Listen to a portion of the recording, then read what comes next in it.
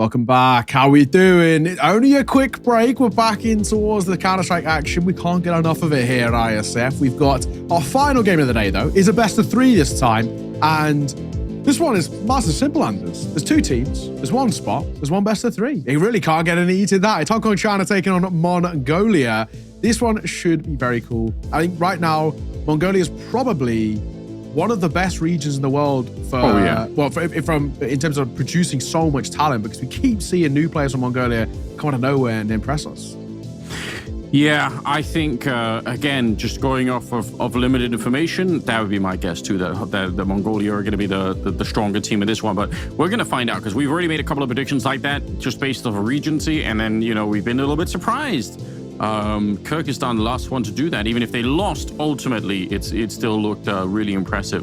See if we can get a look at the rosters for Hong Kong, China to begin with, just to get familiarized with some of the names and see if we can recognize it. It's Hims. What is that? Nice CS player? Is that that's an incredible name. I like that.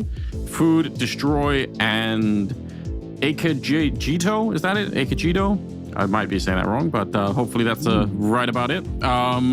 Yeah, nice CS player is hilarious, by the way. That is. I would assume that if I was playing against someone who's called nice CS player, that he was about to be really toxic, because it's like and also the irony. hacking. Yeah, you know, just that's what you get. But I played an MM last night, and there was a guy on the other team called Not Cheating, who, funnily enough, was cheating. So it's classic. He tried to fool you. He's like, yeah. I saw him in the warm-up. I was like, I don't know, man. I'll keep an eye on him. And he just spins. I'm like, yeah, fair enough. It is what it is. I mean, that's a funny name. Fair enough. Yeah. I don't really know too many of these guys, I'll be perfectly honest. So this will be new. The only guy that I've actually heard of previously is Hims. He played, I can't remember exactly where it was, but he played somewhere else for a while. I think, if I'm right in saying, he was out in North America, but don't quote me on that. I think he might have been in North America for a little bit. Let's take a look at the Mongolia roster, though. These guys, most of you should know, to a degree, at least the top 3. 9 score, Bartak, all played on IHC, which is the previous iteration of the Mongols now. 9, very, very talented player. Got a chance to hang out with him not too long ago. Super nice guy. I was in Mongolia working an event there, and he was on the Mongolian broadcast with the English broadcast. Got to spend some time with him. Lovely dude. Shout out him. He was very, very nice. Score, incredibly talented. At one point was seen as one of the best players, if not the best player in Mongolia. And for a while was pretty sick. And Bartak is the older brother of Mazinia. So also a very talented guy, and was also working the broadcast too in that Mongolian event. So yeah, got a chance to hang out with Bartak and 9, and they're lovely dudes. Well, let's see if we can get a glimpse of the maps that we're going to be playing. It's a best of 3 now, so we got a little bit of depth. I mean, we still haven't seen Vertigo anywhere at all, so I'm kind of, you know, I doubt it's going to be picked, but I'm just curious if I just want to cast I want to cast 1 Vertigo game on the new map. I just want a taste of what it's like. So first up, we got Inferno and Anubis going to be gone so far. You know, it's a good sign for Vertigo. I'm not going to lie, like it could be in there. Could be. Not many teams pick into it. And Hong Kong, China won't be. Dust 2 is where they're going to go. I'm tentative. Are we going to get that Vertigo? I very much doubt it. It's a map in which I just don't really... I think maybe at the very most floated. Not many teams have it as a perma pick anymore. It's going to be Nuke coming through. It's actually a really strong map, actually, domestically. In Mongolia, they love this map. This is my favorite map. Always has been. This is the reason I played Counter-Strike and Vertigo gets banned. But you knew it was going to happen. Yeah, we knew. But it's always fun to, you know, try and guess a little bit. Ancient gonna be out next. Okay, well, that's it's not necessarily too bad. I don't mind. So if we get there, it'll be Mirage to decide the whole series with. But yeah, I don't know. I love the fact that we've got Nuke in there. Not much else to really say about the map picks.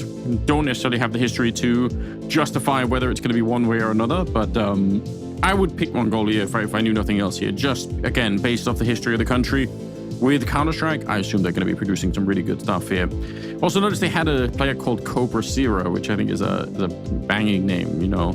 Yeah. So you could there are a lot of names you can pick, and that Zero to the end, then it just kind of makes sense. So, yeah, good job. Yeah, I agree. It's a pretty cool name. But no, I look at this, and agreeing with you. I very much lean in favor of Mongolia. I think this is a team that are very talented. The Huns are, they're no joke. They're a side who have been playing at least a lot more of that kind of domestic Counter-Strike and actually been looking pretty scary. I think they're definitely a team you can't really sleep on. They've been trying to grind it out. They've been trying to make their way through, and especially considering where the rest of this region is currently, it starts to look good. We're straight into the action though. Hang on a second. It's a 2v2. Hang on. We're in very quickly into this one. It's now down to 1. It's all down to food. He's into his car and stuck, and 9 is just tapping away. Yeah, we're not wasting any time here at all. Cobra Sierra, just as I said, going to be able to pick it up, and it will be Mongolia with an early round lead here. Winning the pistol, never a bad thing. And we'll see what they buy behind it. Some MP9s, quite a lot of utility.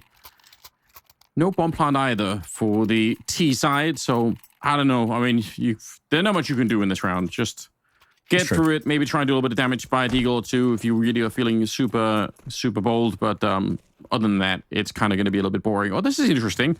Pushing into lower dark. Now, that is something that we've seen quite a bit of us too so far in IESF.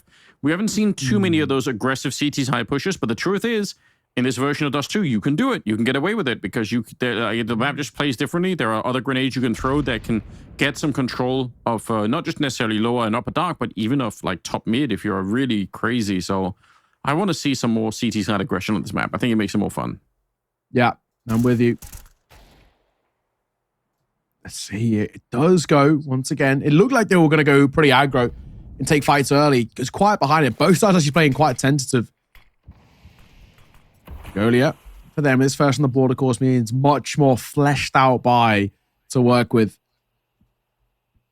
Hong Kong, China, just a little bit of a lesser one. No real overinvestment. I mean, a deagle picked up here, but not really expecting anything too drastic.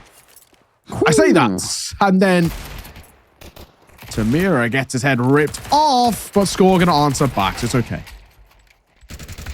Not bad. Score doing a little bit of damage here. Down to 1 player. Food walking away very low on health here.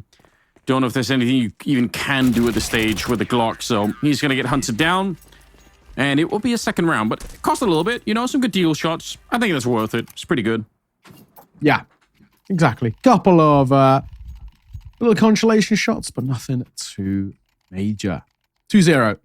Hong Kong China first buy for them. On the seaside now, I want to see just them really showcase what they've got in the locker. Orp going to come out as well for Han. Got to try and find some success with it. It's still the MP9, so the FAMAS in play. That's a nice shot, though.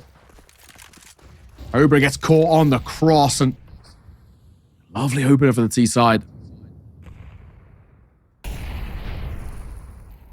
Look at this scary push in with the FAMAS instantly punished. Hims on the other side, destroyed to take down 9. And wow, this is working out very well. T side coming up with some early victories. And what do you do here? Bartak still alive. Score somewhere else. They're quite far apart. They can't really even help each other out. They're just kind of distant on the map. Score's going to get 1. I don't mind that the T side has slowed down this round to the point where they're sort of like regrouping again. But obviously there's a point in time where you have to make your move here. Nice smoke to even slow them down further. So is there a way for Mongolia to get back to 2-on-5? If they win this one, that's going to be super devastating. It's true. Only 2 left alive, but it's Bartak and Score. Guys with a hell of a lot of experience behind them. On their day, pretty solid. The only thing I don't like that Mongolia are doing here is they're playing isolated. They're split up. I think if you're going to try and approach something like this, you've got to gamble. Stick together. I mean, a rotate's coming over from Bartak, but it's going to be too late here. It's all down to Score on the site. Gets the first. Looks for a second, but just a little bit too tall in order. And this should be the round. I can't see this retake coming off. He eats a grenade. He's trying. Nice little spray down. Still another 2 to go. The smoke is up on the run side here. He doesn't have the kit either, so it's such a labored attempt. Nice jump up, but Jetto is up there to take him down. So that will be a first round here for the T side. Not bad. 2-1 the scoreline. They're getting into it rather early on, and I mean, as to be expected, you lose that third round on the CT side, you're not going to have a lot of money to work with. They're going to force into the round anyway, which in itself is a little bit surprising. You could have maybe justified playing this one more carefully on the Mongolian side, but they're going to go for it. Yeah, exactly. I don't hate this idea really at all. I mean, it's not the best buy, but it's still workable in my opinion. You got one rifle, the MP9s, and on top of the feet, swing. Flames finds one, 9 gets the other. Swinging out the smoke, however, I'm not a fan of. Oh, maybe not. A couple of casualties there on the CT side so far, but I mean, 3 versus 3. One of them is the AWP. Scary when you're up against these AKs as well. Just the pistols at range. You could see Bartak's trying to get the job done. 9 might have a better chance at it here. He's waiting. You could see he's listening in for what's happening at long. Very careful right now on the Hong Kong, China side of things. Just trying to be a little bit risk-free. Slowing it down. There's a good flash to set up the kill. It takes a long time to find the shot, but we'll get the job done eventually. I think he could have fell back and just tried to reload that gun. I don't think he had to peek with the USP. That might have been too risky.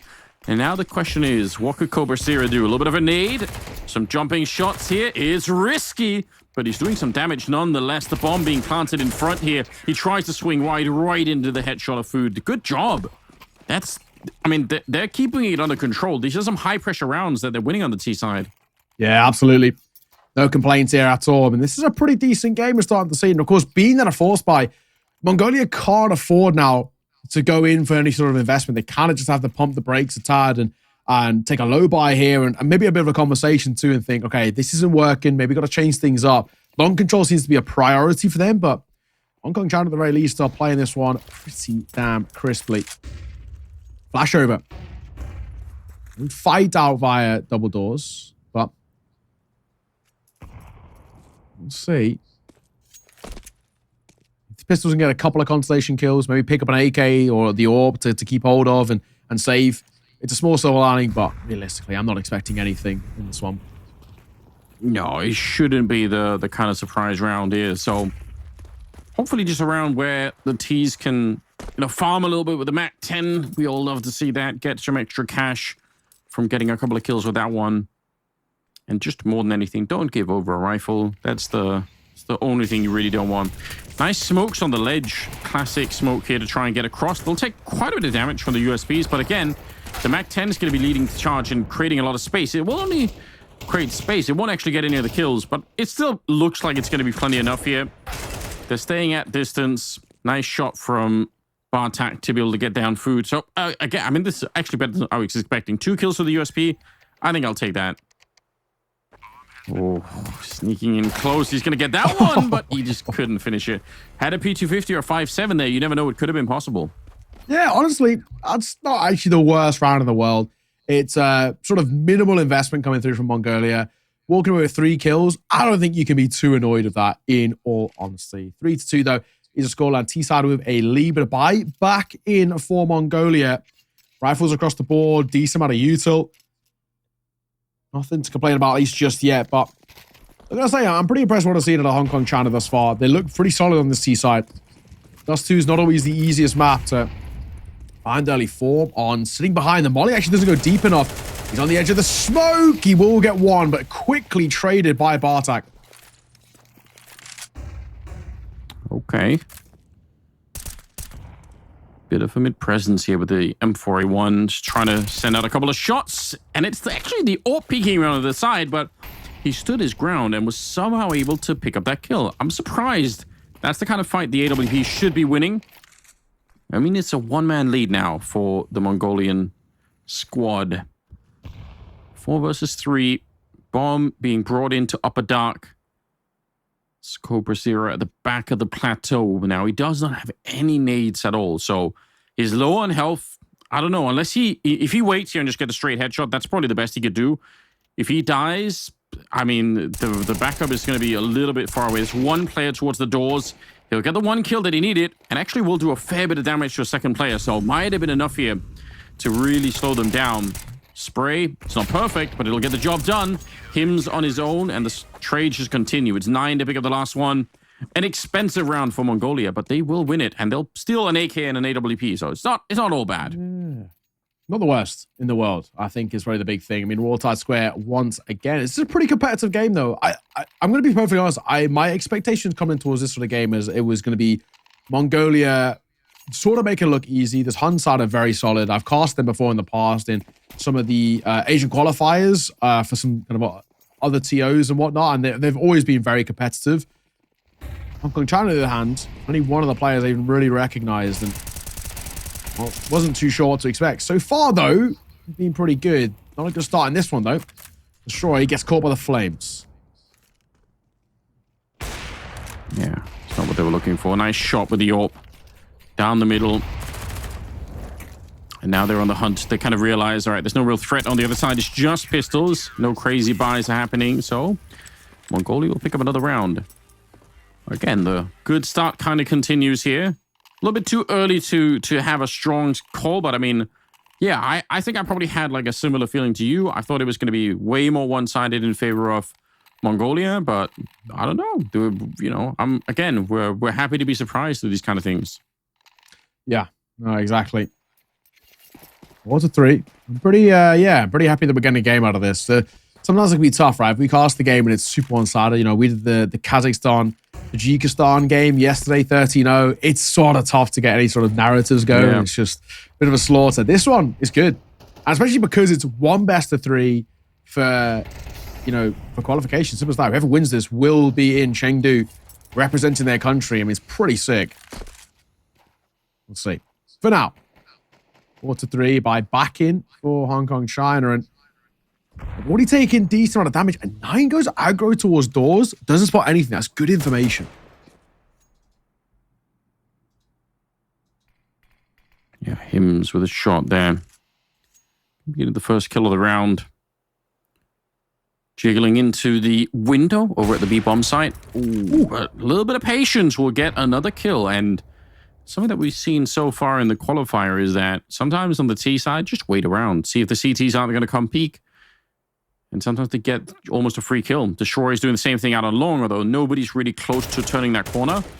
Might be up to Cobra Thera here. See if he can hold them back. A Molotov to slow them down, but unfortunately his teammate in the lower dark position not really spun around to get that kill. And now they're going to try and rotate their way back. He's actually reading it very well, Cobra Thera. I mean, you've got to give him that, but he is still going to end up going down. 9. Shot. Second. Butte. This is somebody who, for a while, was one of the more prolific AWPers that we had in the scene. They are going back towards B.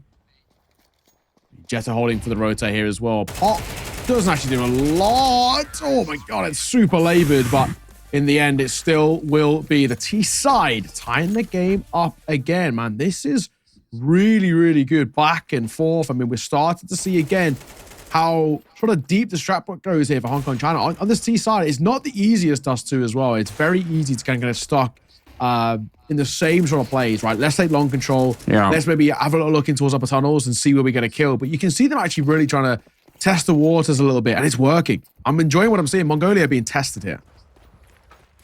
Yeah, they are. It makes for a more enjoyable game for sure. Destroy out here. There is a player inside of the smoke, and he will notice. Well played. Swinging wide and should be able to catch a second player. I don't see them getting away. It's score. Once you get trapped on that corner at the CT side. Oh, they line up for a double, though. And now a grenade landing right on top of the third player. So should be some good damage. Yeah. So Jito on the other side. So 3 versus 3 all of a sudden. What a save spray down there from Teriyata. That could have been horrible. Yeah, it could have been tough.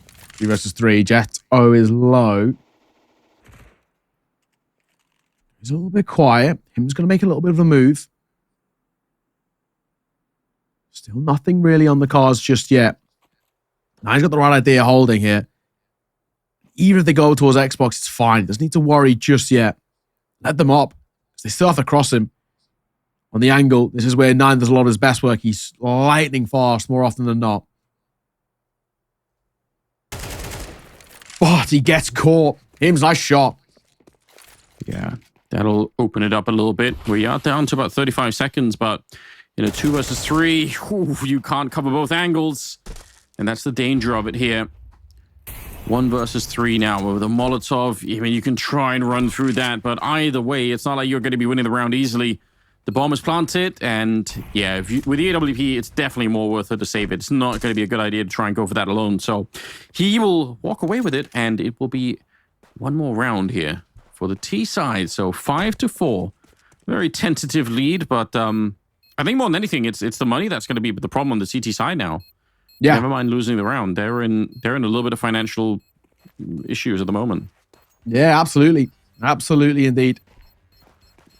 That's a 5th now on the board. They'll take. I mean, at least the AWP will stay alive here. No questions about it. Doing a little research into what happened last year, of course, when we were in Yash, and these two sides did play in the qualifier. Mongolia won it 2-0 against Hong Kong, China. The only remaining player from Mongolia in that matchup, though, was Bartak. So they'll know all too well about him at the very least. There's a couple, Hun and Hims. They were around last year representing Team Hong Kong. Yeah, so they'll know at least about each other from last year's qualifier, Bartak and Hims and Hun. But last time out, it was Mongolia. And that was the Mongols at that point as well. So a very scary team to be playing in a qualifier, in all fairness. Who, ended up qualifying through. So far, though, definitely not as easy. I know. The level has increased, which kind of is what we want to see, right? Yeah, good to see more people turn up and play year for year. I mean, Sweden that won it the last time. I'm sure that other countries are going to want to try and see if they can knock them off that pedestal. 4-5 here, the scoreline. That AWP, it's on 9, and we've seen already he can do some damage with it. Oh, nice flick into the corner, even if the smoke was popping up right in front there. So score going to get caught, and now they're grouping towards the B-bomb site. And it's not the AWP here, it's a USP way at the back. I mean, even if he lands a headshot, you can see it's not enough damage. So this round is probably done. I think you're right. They popped out towards B. No one's home. And it's statistically back in Go when this map was in the pool. The B site of Dust 2, statistically the hardest map in the pool to retake. I mean, I don't think that's probably changed at all. You get a smoke in towards double doors, a Molotov in towards window. Safe to say, you can just call it a day, really. So where we're at for now. Just gonna keep it all they got, especially 9 with that AWP. There's no point in this. Whew, nice shot though. Yeah, might as well, you know. At least show a little bit of skill. Try and see if you can do some cool highlight shots for us, but winning the round is definitely out of the question here. So they're still sticking very close. Like, neither team is running away with anything here. It's going to be a 6-4 scoreline. So that's probably one of the biggest gaps we've had yet once the rifles have come out here. 2-round lead. Hong Kong, China, though. They will take it. And it's Hims leading the charge a little bit. Doing a good job of 10 kills at the moment. Yeah, not bad. Not too bad at all. I'm enjoying what I'm seeing, actually, in all fairness. This has been a pretty cool game of Counter-Strike. I think Hong Kong, China, they really are more competitive than I probably expected. Last time when they played, it was a 16-3, 16-8 in last year's qualifier. So it was pretty one-sided affair, but this is looking decent. And Han, another beauty of a shot as 9 gets caught. That is a lovely one. It looks to line up a little bit more. Food will find score. My God, the T-Set are on fire. Yeah, they're doing so well. Early couple of kills. They happen so early in the round as well that there's no pressure on the T side to make any really rash decisions afterwards. And they kind of know that probably Mongolia are the ones that... Oh, just to see on scope. It's a classic experience. Nicely done. So 2 versus 5 now. You know that the CTs are going to want to be a little bit more aggressive because that's the only way they can get back into these rounds. The flash definitely going too short on that one. I didn't even know what happened, but it just kind of lit up the smoke and then they never really made their way through. But even then, they can just fall back and they should be okay.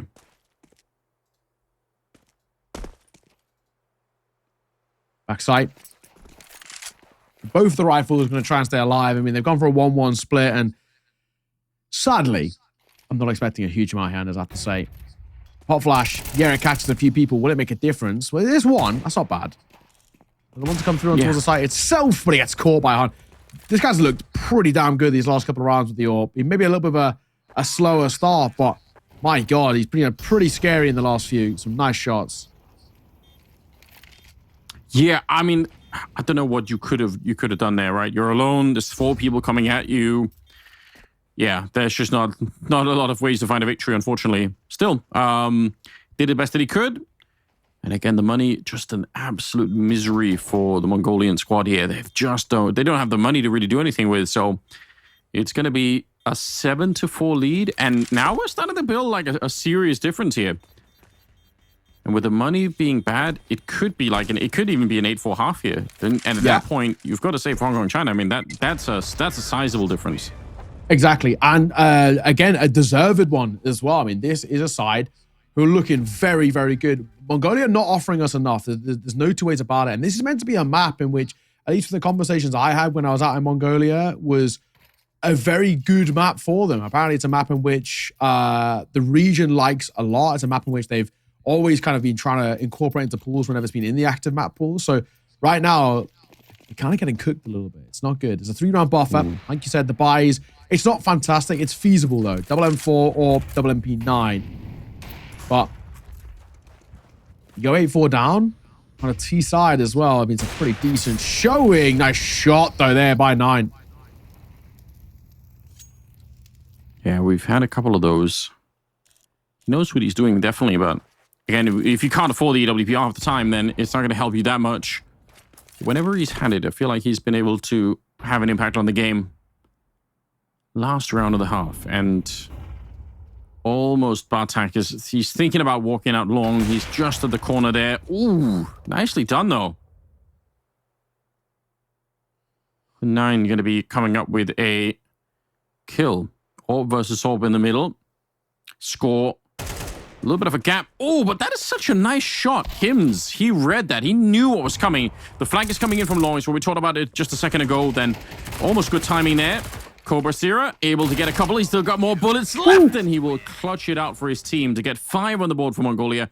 I think that's going to be important. If they had only got 4, I think it might have been a little bit on the low side. But the game is still on here as we get into the second half. That's well done. Yeah, I mean, at the very least, only 2 rounds in it. It's fine. It's workable. It's doable. We're not going to get too worried just yet. If it got 8-4, I think maybe to a degree I might have been a little bit concerned, but 7-5 is fine. And we see Mongolia take a pistol, game right back on. The same thing happened in, of course, our previous match with that Uzbekistan game. So that's exactly kind of where I'm going to use as my sort of reference point. And this is Hong Kong China's map pick 2. So we shall see. Boo's going to come up. 3 players, in fact, going to go up towards Cat here. I don't hate this. This is pretty cool. I'm going for a little bit more of a gimmicky stack, but okay. Mongolia, they're sticking as a pack. I like this too. I think it's interesting. Might be hard to read if you're coming in on the T side. You might lose track of how many CTs are up there, but we'll see. So far, it should be a very, very swift bomb plant. And there is a kit on Jito there, so they could go for the retake, but yeah, they don't even get a single kill here. Bomb is going to be planted. This after plant is going to be very, very tricky. Let's see what they decide to do. Okay, they're actually checking lower dark. I like this. They're showing so much prowess because there could easily be a T hiding down there. So they're saying, okay, well, if we're going to go to the retake, we don't want to get a shot in the back. So let's check lower dark. And now we're going to go for the full-on retake. They have the kit, and they're just running in there. This is about headshots, and it's about speed behind it. So far, trading very favorably. My God, the run and gun is off the charts here, and he's going to go straight for the defuse. Let his team do the work, and I don't think Nine's going to be able to stop it at range here. They should be right in front. The defuse is in, and it's Hong Kong China picking up the pistol in the second half. That is a sick retake. Yeah, beautiful. They just play their kind of protect the president kind of vibe. They just body block the shots. It means there's no way that defuse was going to be stopped there. Lovely work. Really nice pistol coming through. I mean, it's very sensitive that Hong Kong China have got a very good approach of how to come in towards this dust too. They've obviously done a lot of work in towards how to execute, how to sit together, how to retake and all the rest. This is one of those where it's not being played like a mix or like a kind of a puggy team. This feels crisp. I mean, all these guys play on a team, on an org together called Sleeping Dogs, and it shows, right? This is not like we're watching maybe Uzbekistan to a degree where it's a little bit more of a mixy side. This is an organization, a team with a deep strat book that are obviously flexing it quite a bit right now. They look good. They look really, really good. I'm liking what I'm seeing. And yeah, Mongolia, the Huns, they're meant to be a bit of a feared name, but they're in a tough spot. They're 3 rounds behind. And I don't know, man. They haven't given me enough to see faith on Dust 2 just yet. No. Very, very curious. I don't know. I was expecting something different, but again, was happy to be wrong. We're learning, again, on the fly with the rest of you. Hims showing up still as top of the scoreboard there for the CT side now, but the rest of the team are playing well.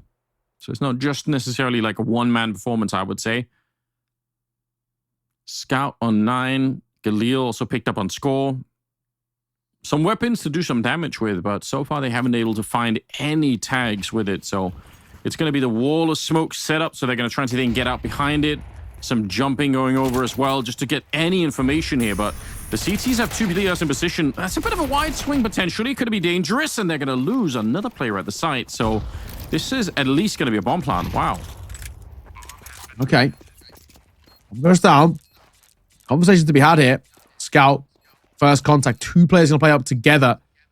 Up onto the site itself. They're very tentative. Are they giving this a go? I mean, 2 out of the 3 on Hong Kong China aren't even in the rough direction. If they are going to give this a go, it's going to be a late retake. They might actually just be playing exits.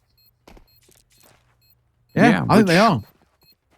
It's kind of fair, right? Like, well, you know that it's going to be a long second half here. You already got a bit of a lead. Maybe you don't want to throw it all away, but if you're going to make it expensive on them, then they're not going to be quite as satisfied winning the round. Doesn't look like that's even going to be possible. So they'll save the 2 M4s, and for Mongolia, that's a huge round. That could easily be what brings them back into the map here.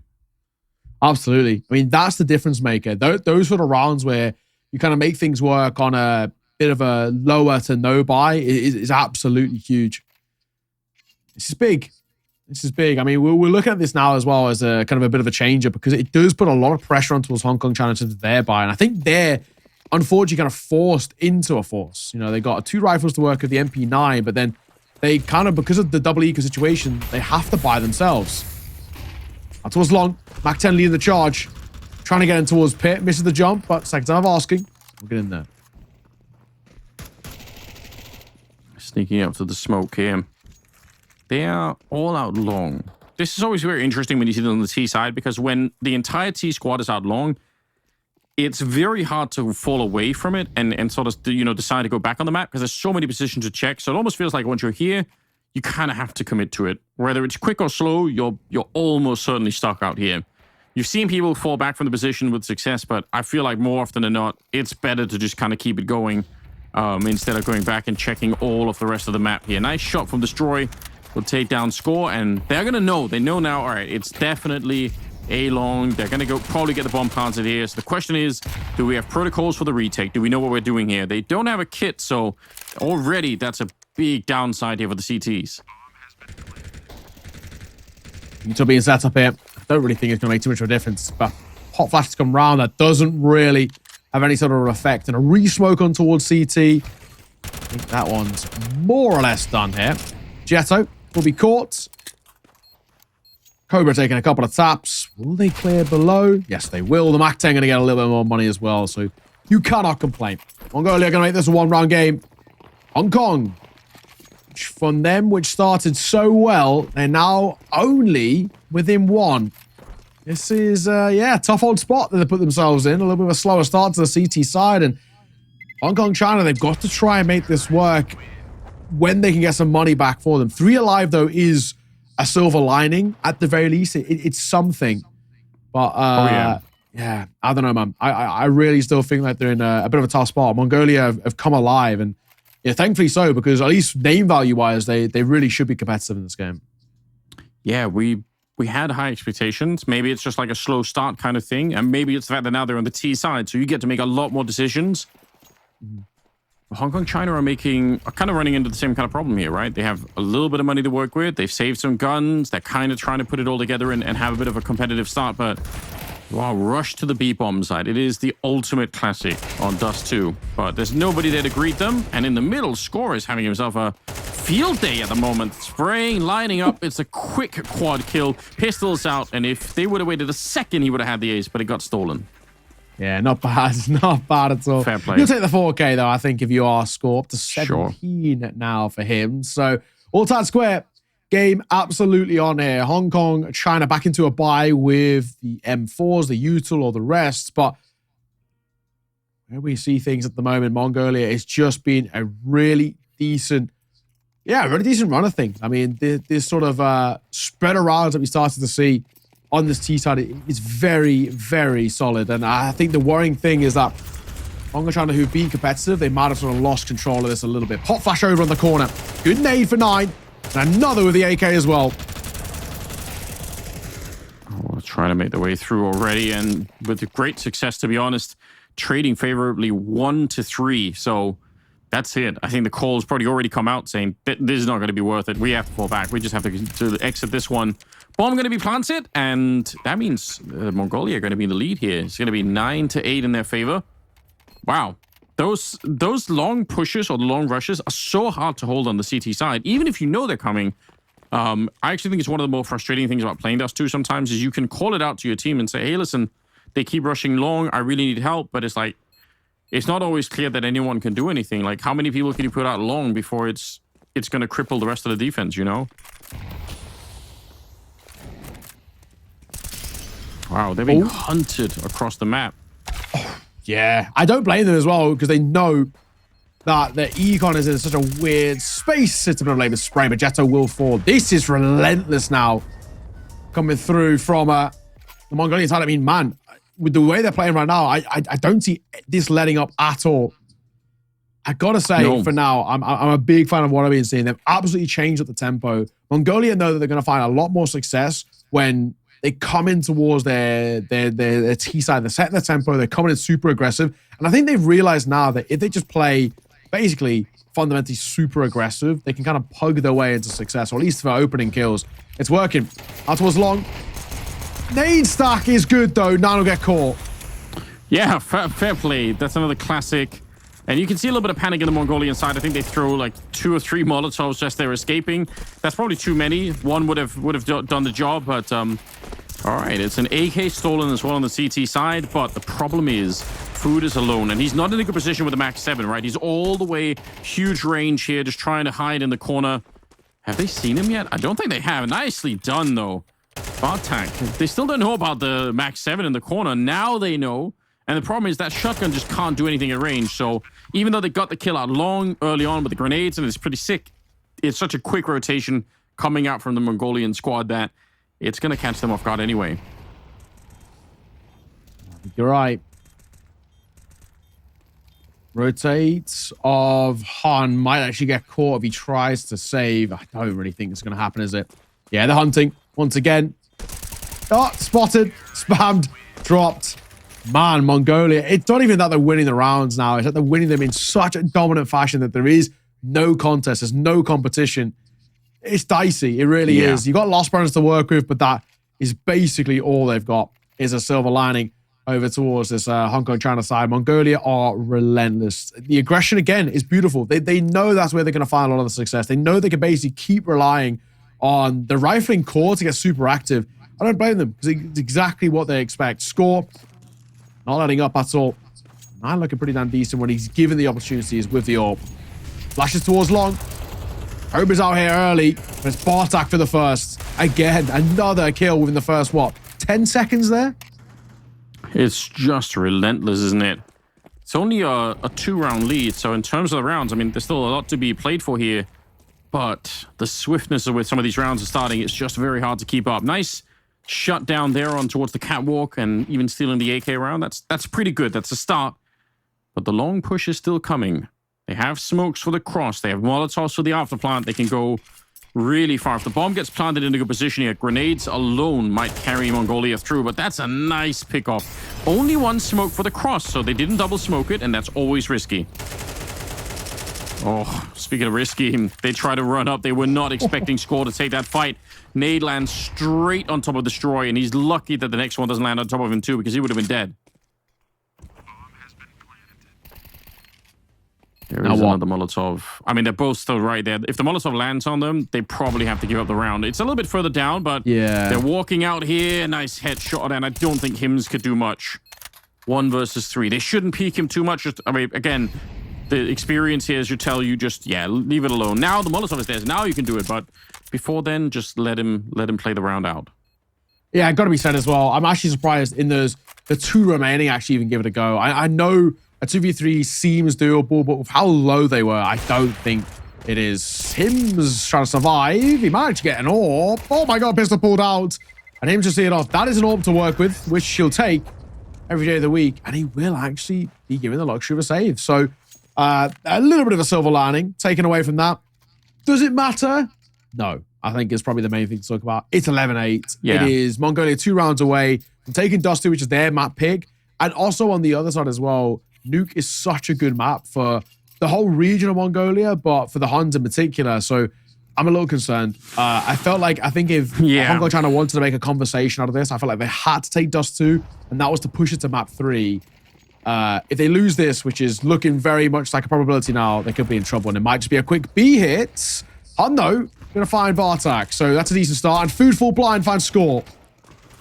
Okay, they're answering back rather quickly. The B rush has kind of been sorted for now. I don't know if there's much you could do through the smoke, and Cobra Sierra alone.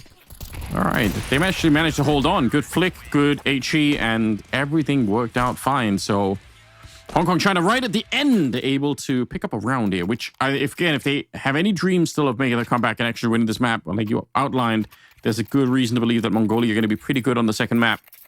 You want to do it right now before it's too late. 9-11 is the scoreline here. 19 kills on score. That's a pretty impressive achievement. But Hims on the other side has got 17 kills. So got a couple of players that are standing out from the rest at the moment. So let's see. On the corner, it's a good fight by Food as he finds his first. The score will drop. Hunted and Paul's the one to find too. He has been pretty immaculate. The window player of Jetta not cleared properly though. Onto back, Molotov down, Jetta. If he goes to now peek into door, he might get caught. He's somehow given the cross. Hims gets caught. This is such chaotic Counter-Strike.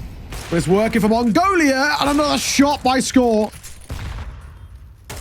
Grenade on top of him, but 9 through the flames. Will pick it up and destroy. He's so low on health. He has to push in and get both the kills right then and then. He couldn't do it. 9 will take him down. It's 12 on the side of Mongolia.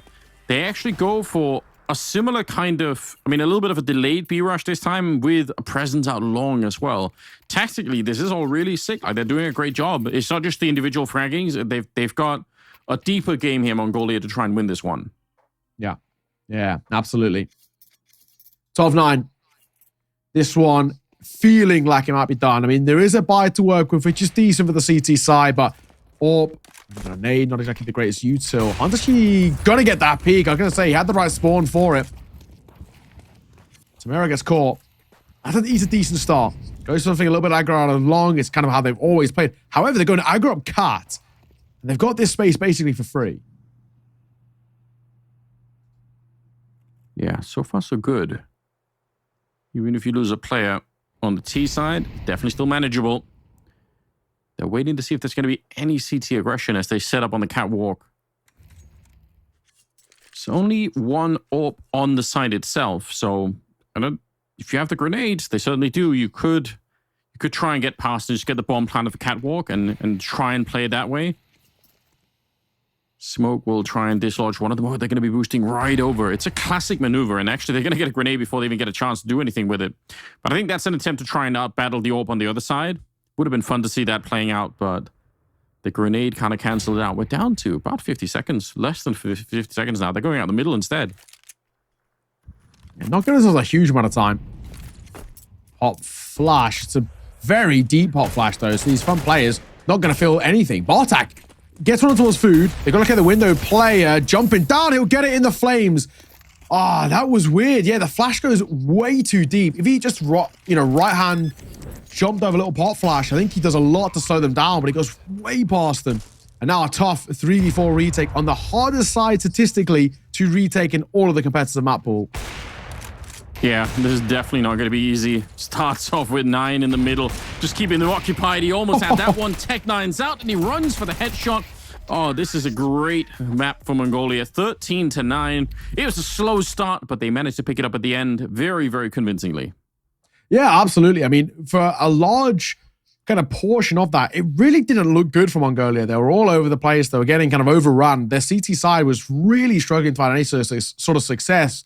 And there was, a decent portion of that where we were having a conversation saying that I think Hong Kong China can kind of just run over them. And it really felt like that was going to be the case. And then it all did change. We had the highlights bring you off the back of it. But, a really special showing from a Mongolian side who dug deep, who really showcased just how strong they can play. And I think now have set themselves up very strong in this series. They're going in towards Nuke. It's their map pick next. You've just taken away Hong Kong China's map. I mean, they're on track for this 2-0 now. I mean, this is not an easy spot that Hong Kong China find themselves in.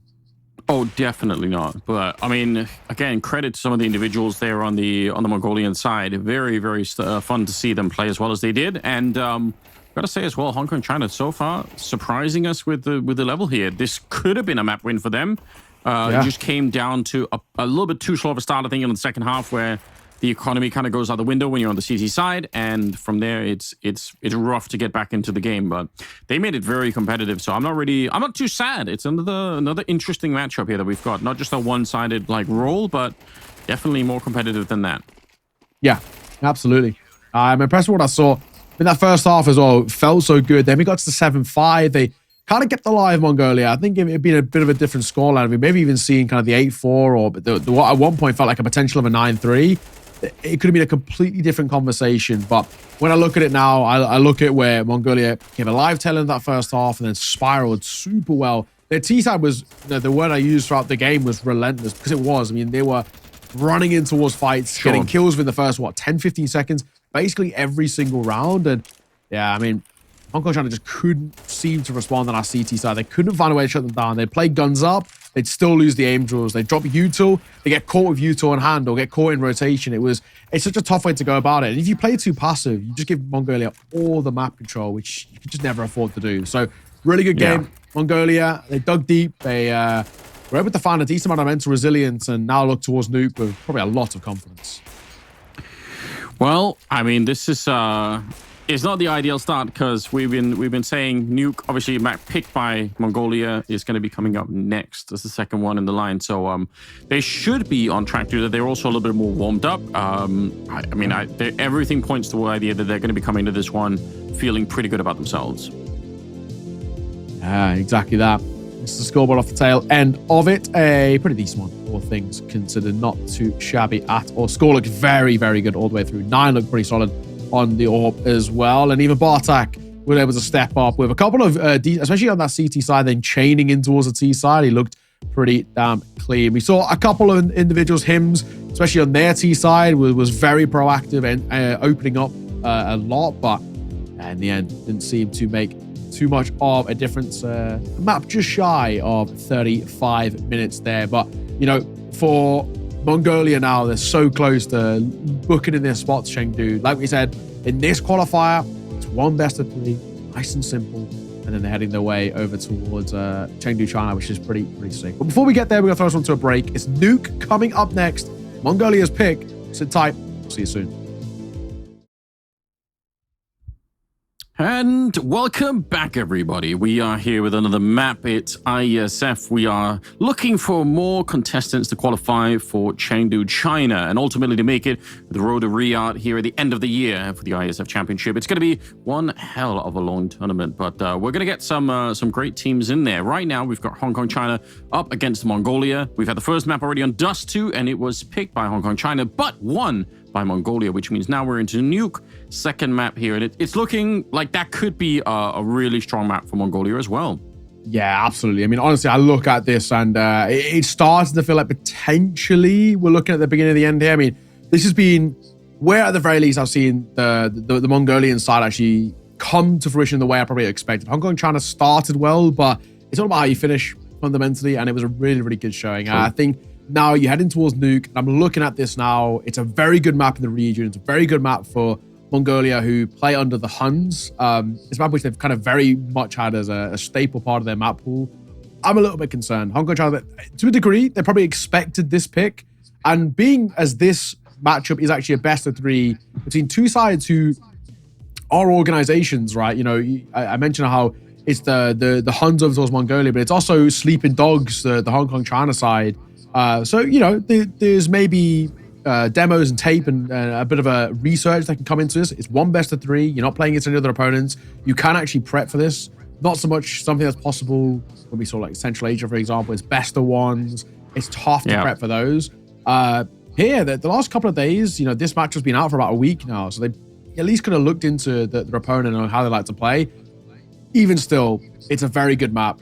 The only caveat is that the Hong Kong China side will be starting on that CT side. CT side of the nuke. It's the most CT side of the map in the pool. That's a good thing, but yeah, I'm a little concerned. Is basically what I'm trying to say.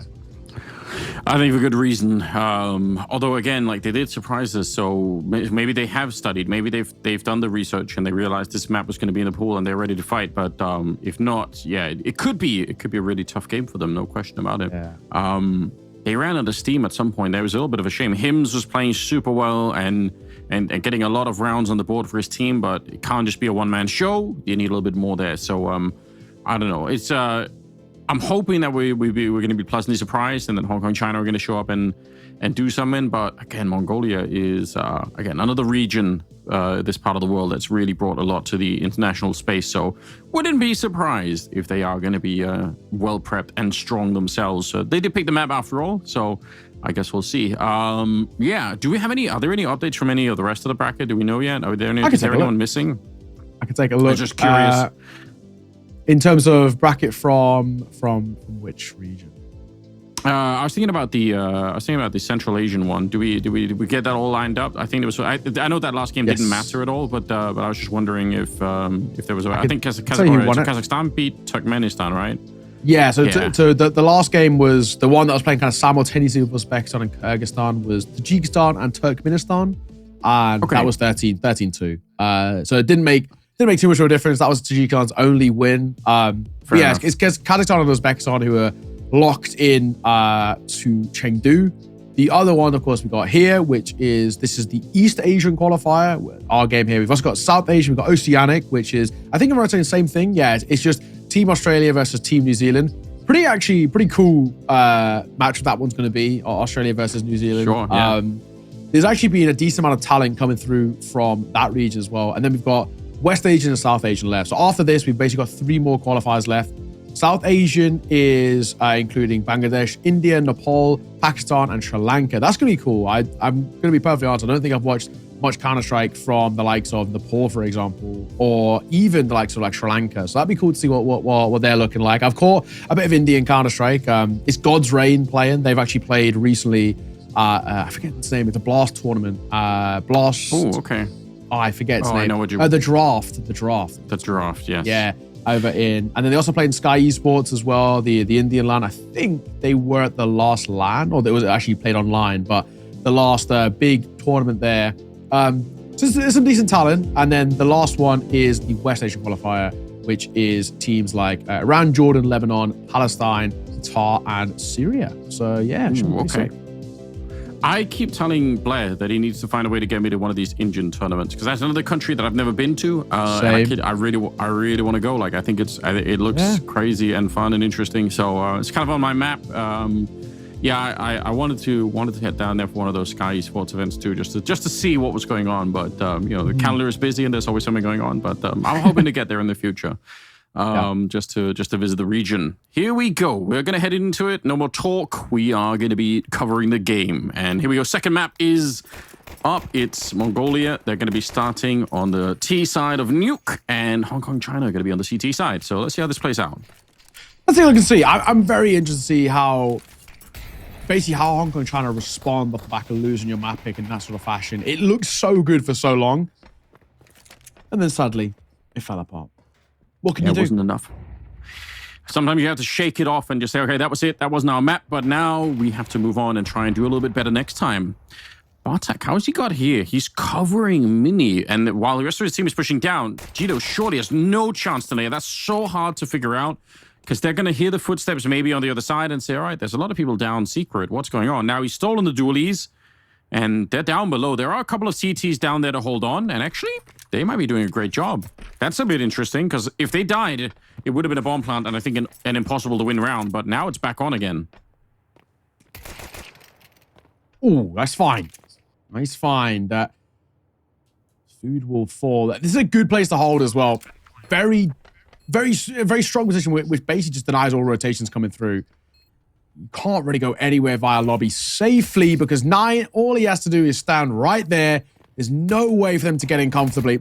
Swing in the corner. It's a little double stack. Down and get one. The last man is Han. They know where he is. Drop on towards the site. Tap on towards the bomb. Need to just, swing on the corner. Beautiful work. So Han will fall. And that'll be Mongolia finding that first on the board. Simple stuff. Ultimately, I don't think there was too much, sweat broken off the forehead in that one. But it's a really good start, on T side, making that one stick. That's what matters. I mean, it was sketchy for a while there. That could have definitely backfired. So the rotation down below was really good for the CT side. They knew that someone was coming, but at the end, it was Mongolia kind of changing the round and rotating back up to the upper bomb side instead, and that was the right call. We're not going to see any force here either, so we can't do a little count this time. They're playing it cool. Yeah, let's see. Tapping away. Not a lot offering up via outside, though. I mean, honestly, these pistols, I'm not expecting a lot. It's a nice kind of gimmicky little stack. You peek here. Cobra, he spots them all. But you can probably isolate a couple of fights here. As long as you don't take too many casualties, it is fine. And it's looking like they're not going to take any, honestly. My God. There's one in all fairness. Glock pulled out to try and see off the last. And another dink comes through. No way. Won't make a difference. So only the one casualty. Score. Lucky man stay alive on 1 point of HP. All in all, not too bad. Not too bad. Pretty simple stuff. 2-0 start. What you'd expect. Now we go back into the bye. That's crazy. I thought he was going to get one more shot there with USP, but all right, fair enough.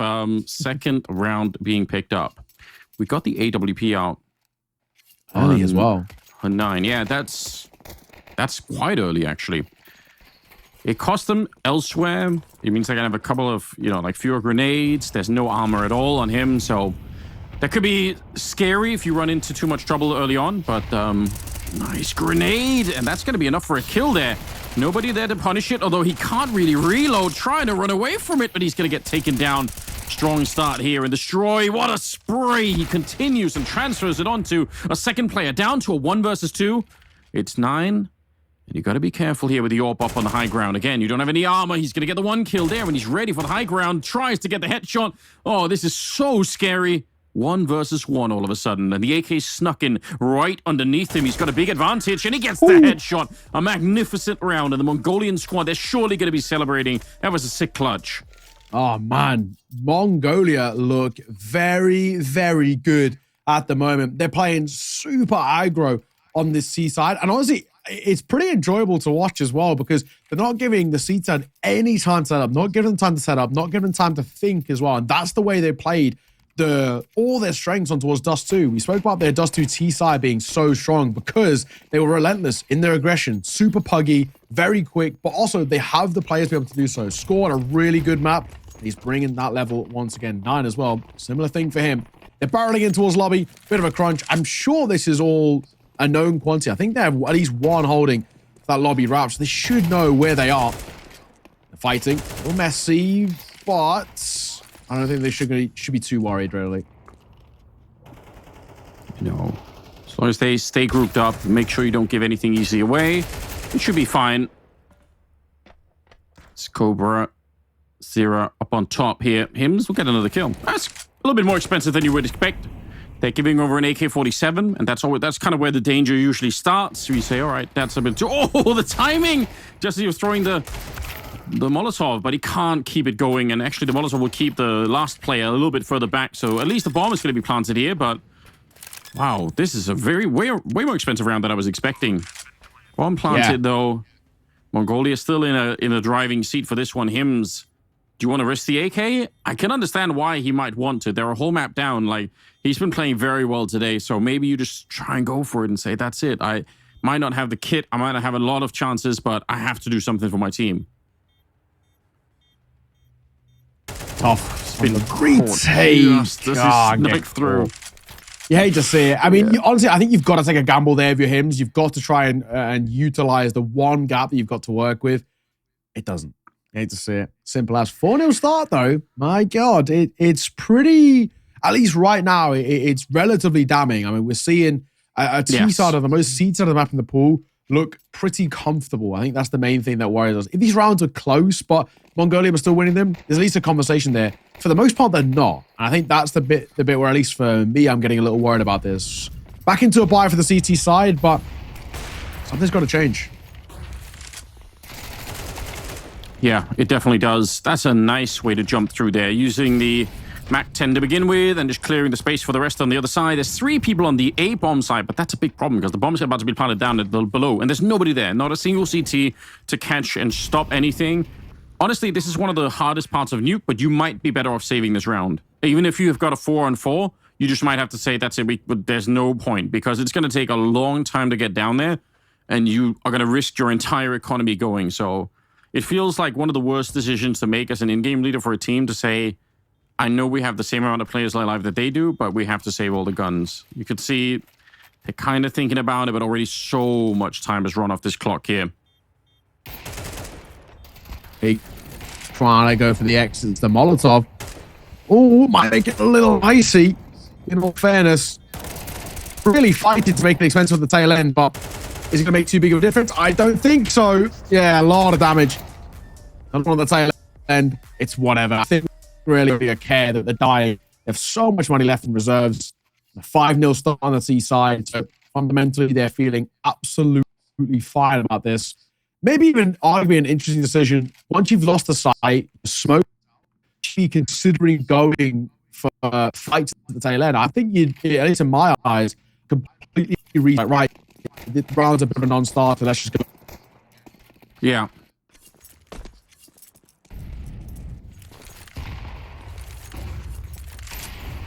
Five and 0. My God, this is spiraling out of control rather quickly now. It's a rush to the A bomb side, and it's working remarkably well. And that's going to really be annoying for the Hong Kong China side, because they just had a 3-man setup at the A bomb side. So they wish that was the round where somebody would have attacked them. But instead, it's this round where they only have the 2, and they get absolutely wrecked on that one. 1 player left alive here. It's going to be a 6-0 lead for Mongolia. They are absolutely running away with it. I'm really shocked. I mean, we did say that they were already going to be good on the map, but it's a little bit more than I was expecting.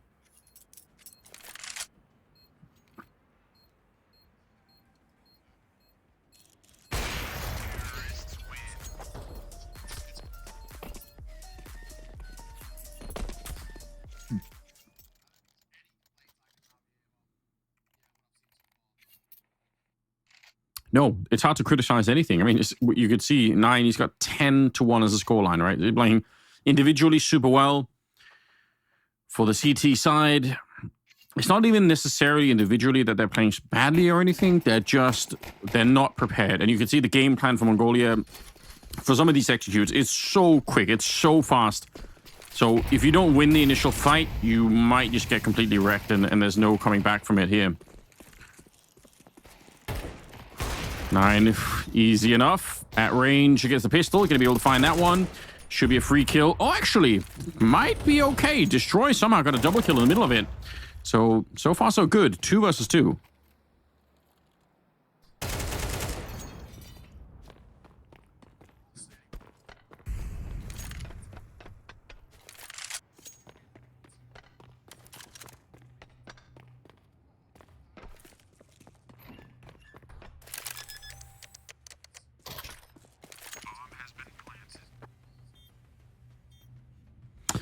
All right, well, this is going to be a very, very tricky retake. Jetto trying to sneak in. He's got not much of a chance here. I don't know if there's a kit on the ground, but I doubt it. So just going to be down to trying to find a very, very fast kill. And I think, to be fair, even the act of playing this a little bit slowly might even be, yeah, you could see maybe was hoping for a fast kill to try and do something, but ultimately it didn't work out. So instead, it's a 7-0 lead for Mongolia, who are running away with this first half. There's no question about it. It was way more competitive on the other map. Obviously, on Dust 2, we had a little bit of a back and forth, but it's very one-sided at the moment. Yeah, this is such a good map for Mongolia, and it's showing. Hey, look, so damn good. So damn good. I'm impressed. I really am. I mean, for Hong Kong, China, I mean, we're getting to a point now already where we're looking at this and saying, I don't know if there's anything really left in the locker for them. 7-0 on T side. This is already becoming such a no contest that I don't even know if there's any possibility of maybe getting back into this. We'll see. But at 7-0 scoreline, I'm not exactly feeling hopeful right now. And the one thing you could say is that a lot of this is carried by 9, just doing such a good job. But wow, the rest of them are certainly also doing theirs right here. I mean, you can see the triple kill out in the yard. Food and Hims are left, but I was gonna say, maybe if all of it is on 9's back, you can say, all right, if we get the kill on him, maybe we can win the round. But that sentence was almost cancelled by the time it was done. Good shot. Food in the corner, but he's gonna get overrun, and now it's all on Hims. 1 versus 3. Again, a very unlikely scenario to try and clutch here. It's very, very likely it will be Mongolia with an 8-0 lead. I don't know what you could do here. Again, it sucks, but it might be better to save the rifle. Yeah, I think you're right. I don't think there's even any point, basically, looking over towards the ASAP. But also, you know, we're getting to a point now where saving's not going to make a massive difference either. Maybe to a degree, you can talk about just taking gambles. They've got nothing to lose, I think, is the big thing now. But they're on track to get absolutely massacred in towards this map. I mean, there's been nothing really to work with. I mean, Hims looks at the end for a fight. I mean, he hears them, but yeah, not going to make a difference. You could have got an AK upgrade. Not a priority. Now not going out to the bomb. Doesn't really matter though. I mean, look at the money. 14K for That's 9. so much. I think he's fine. He's more than fine there. 8-0. I don't know, Anders. This for me feels like we could be having a very quick end to the day, which is actually a shame because of how good Dust 2 felt. Dust 2 felt pretty competitive. And it's maybe when you look at it in a bit more of a grand scope, though maybe the way I'm thinking about it now is that actually maybe it's Dust 2 is just not a great map for Mongolia, but this is actually how this team, how good they actually are. Maybe that's probably the way we're going to look at it. Say, actually, this is a normal map for Mongolia. It's just Dust 2 is specifically not a good one. It could well be. Another rush onto the site. They don't have that many nades on the CT side, so it's really hard to hold back and stop that rush from coming through. They're on the site, and they're going to get the bomb planted here. Good coverage. It's a team kill somehow. In the middle of it, Bartak will get 1, but he's also going to get food at the same time. So 2 versus 3. Hims and Destroy are left, and what can they do? Hims taking this fight. Taking a minute or two, but they'll get the job done eventually. Almost out of bullets, but hasn't reloaded yet. And the bomb ticking away. They do have a kit this time. I mean, if they want a chance to win around, this is one of the better chances they've actually had. They're taking forever. Are they just giving up on the round? I feel like this is a mistake. I feel like this is the kind of round you should go for. Like 1,000,000%. Try and fight for this one. Yeah, and then for me, it doesn't make any sense to then fight a bit at the end, right? It's like, you know, you've lost a rifle. I mean, yes, they still have money to work with, but I'm with you. 2v2, you've got nothing to lose now if you're Hong Kong China. You've got to be taking risks. You've got to gamble. And I think in a 2 versus 2, it's, you know, odds are you can actually make that work. They had a little bit of util to work with. They had enough HP and they had rifles. I don't understand why they've gone for that. I think that's probably more a mental thing more than anything. I think they've probably been kind of looked at it and said, hey, you know, I'm not feeling that crisp right now. I'm not feeling that good. This, you know, we're kind of getting destroyed here. Let's just save and try again next round rather than, all right, this is 2 versus 2. This is actually doable. I think they kind of really got in their own heads a little bit. Yeah, that's what it feels like. You see that, you think, ooh, this game has become about more than just what's in the server potentially. 9-0. Relentless. The Mongolian squad just attacking the bomb site here, and they're winning every single fight. This is completely one-sided. And some of the grenades that you want to see thrown down there from the CT side, some of the Molotovs or smokes or whatever to try and stop those kind of rushes from happening, they're not really coming through. My God, this is absolute destruction at the moment. 1 player left here, but Mongolia just nothing gets. All right, at least they get the knife kill. At least. We can take a silver lining. I think is probably something out of this. But Why not, man? Yeah, at this point, I don't think there's a huge amount to really work with. 10-0, I think it's already done. I'm not really even going to kind of keep the conversation open about the potential of a comeback or anything of the sort. This is the most seeds on the map in the pool. statistically speaking, and Mongolia are dominating on the T side. 10-0, flawless. The way they're playing right now, there's no room for interpretation about how Hong Kong China are going to get back into this. At least at the moment, they would need a ridiculous resurgence. And hey, that's not a bad start. Yeah, well, I mean, why not? Whatever it takes to get the last 2 rounds at least, just to save a little bit of dignity. And if you're in the pistol, I mean, it's still really far away, but at least there's someone to fight with here. Oh, jumping down.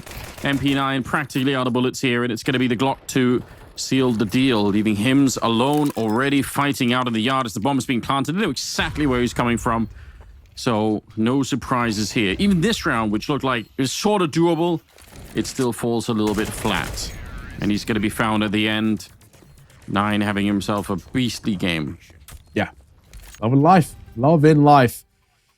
11-0. I don't know. I feel like we keep going back here and just saying what is there left to offer. And there isn't a lot. I think that's probably the main thing that we can say here. This is this is on track to be one of the, well, at least at the moment, is the second quickest map that we've probably had. Maybe even quickest in terms of actually how long the map lasts. I mean, we had that 13-0 with Tajikistan and Kazakhstan, but at least some of the rounds were kind of relatively competitive. That hasn't been the case here. They're not competitive.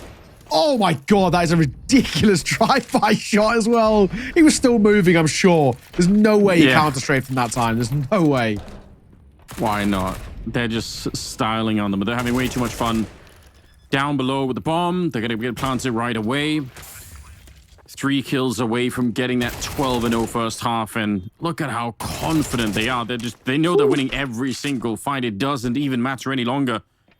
Destroy on his own, and sure, he can try and take a bit of a fight here, but they're gonna all just pile on top of him as soon as they realize where he is. You can see they're not even playing for the bomb any longer. They're just playing to try and hunt down this kill, and it'll be Bartek to get at the end a 12-0 lead for Mongolia on the first half of this map. That is quite something.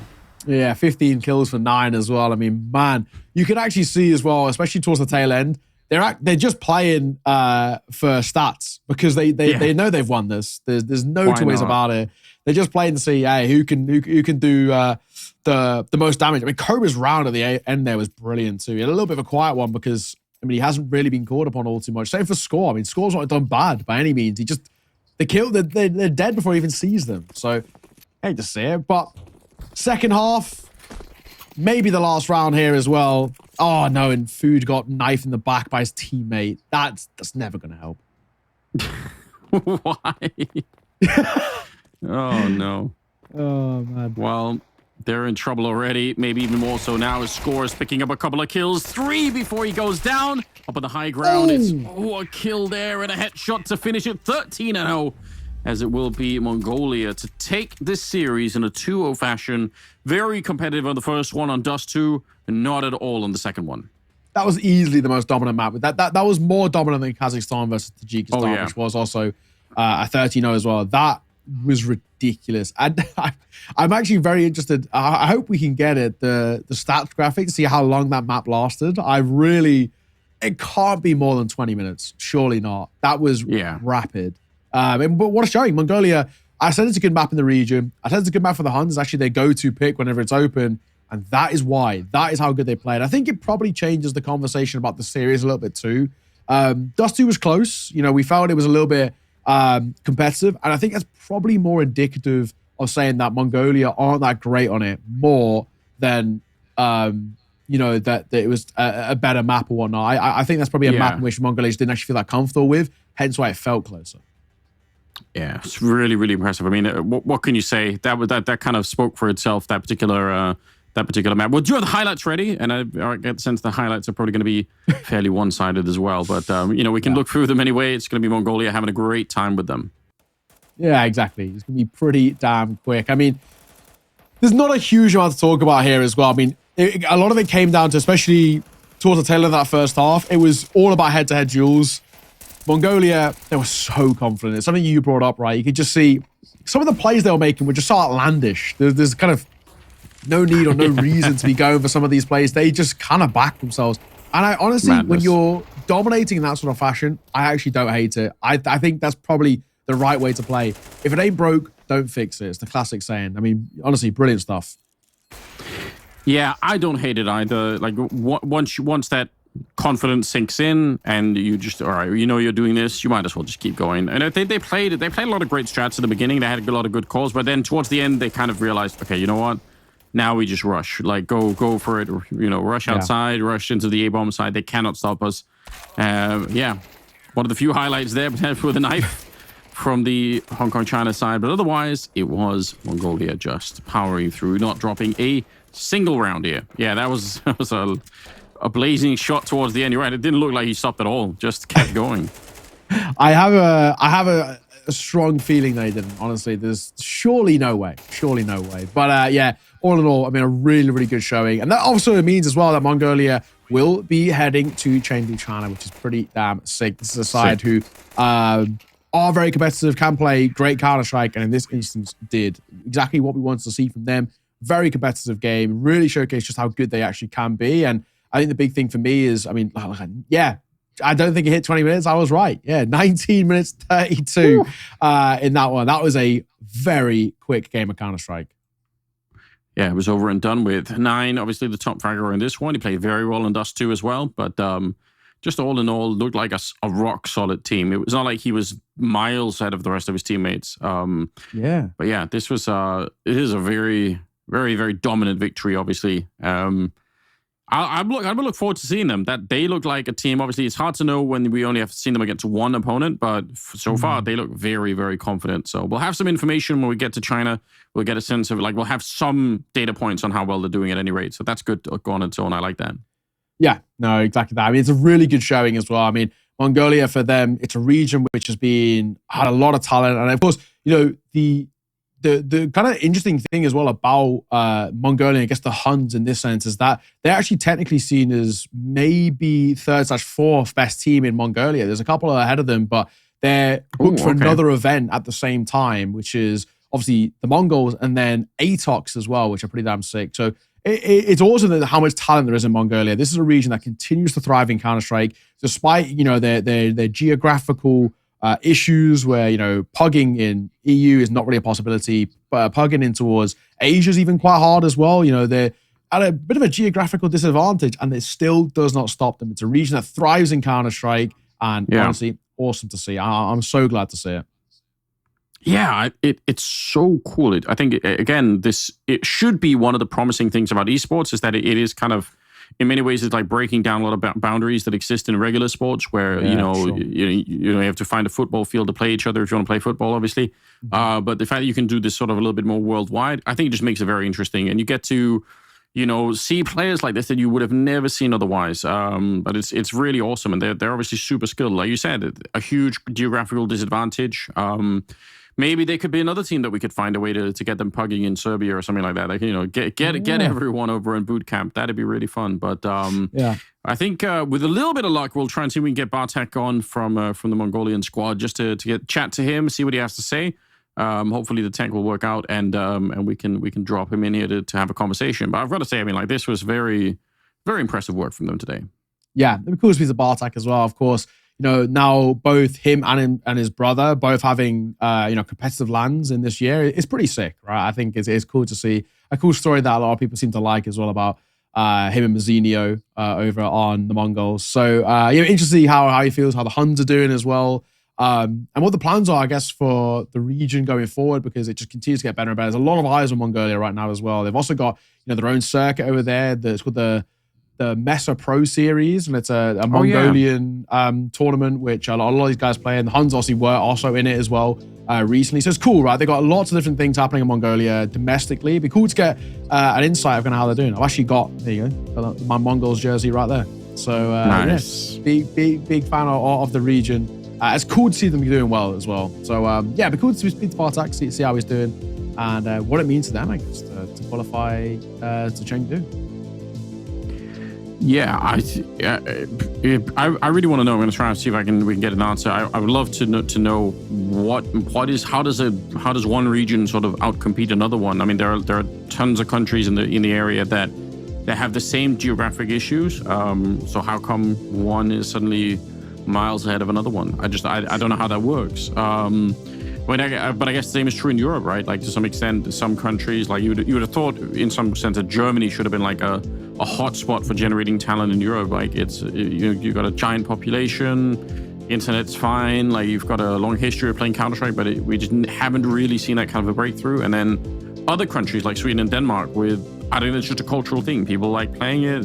It becomes a thing. I don't know what it is, but something's going on that can make the difference there. It's kind of interesting.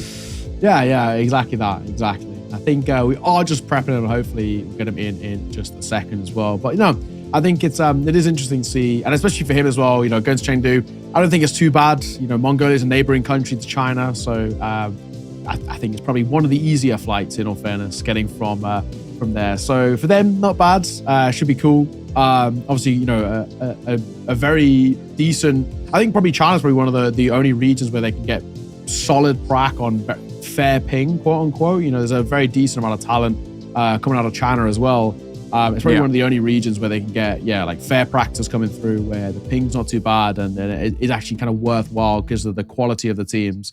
I look for, especially at teams like Limvision, for example, who have been very, very solid for a while coming out of that region. But yeah, I think we got our interview ready, so we can bring, I think I'm right saying Bartak on with us and have a little conversation, see how he's feeling off the back of that one. Brother, thank you very much for joining us, first of all. It's good to see you. How are you feeling? That's sort of best of 3. Map number 2, pretty quick, that one, I think it's safe to say. Yeah, it's feeling good.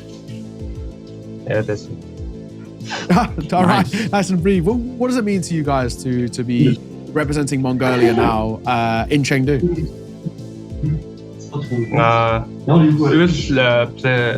We will back in Europe, then go Chengdu. Play for IESF and Paramar. Often, yeah. Not bad. Do you guys think you can make it out of Chengdu? Do you guys think you can go all the way to Riyadh and play? Yeah.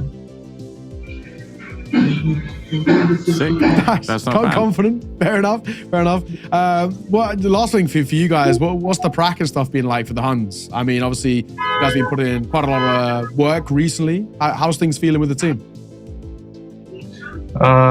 We didn't prepare Tasto, but it's fun to play. Nuke is our first pick. Yeah, that's good. Okay. All right. Well, we'll leave it there. Thank you very much for joining us. Pleasure to have you on. And best of luck and congratulations. We'll see you in Chengdu, China. Okay. Thank you. Cheers. All right, that was a little bit like we suspected, right? No prep at all for Dust 2, but it kind of worked out. And obviously, you get to play the first pick of Nuke. So, nicely done. Well played.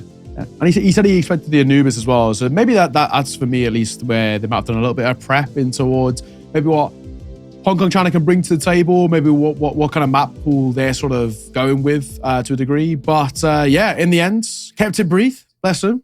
Man, a few words, but we kind of got the vibes there. I think a pretty simple series, all in all, from Mongolia. And of course, they will get the spot here from the East qualifier. Nice and easy. Now the teams are starting to be locked in. Just today, we've had now 4 teams locked in. We've had Kazakhstan, Uzbekistan, Mongolia, and Malaysia. So we're starting to get this tournament fleshed out. Of course, China, being the host nation, will have a team there as well. We've only got a few more spots. I think we've got 5 more spots. We've got one that will either go to Australia or New Zealand, whoever wins that best of 3. Same kind of vibes with this one. And then we've got 2 spots from, I think it's called the West qualifier, and then 2 spots from, I forget the other name of it. But we've got 4 more spots that are basically available. Yeah, so we're getting there. We're getting there.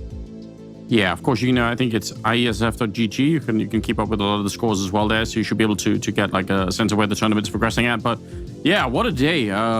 We had some really competitive games. We had some big surprises, but we got some of the teams in that we really wanted, so I guess that's good news too. Got to see Kyrgyzstan do better than we expected. That made me smile a little bit. I was happy to see those guys play well.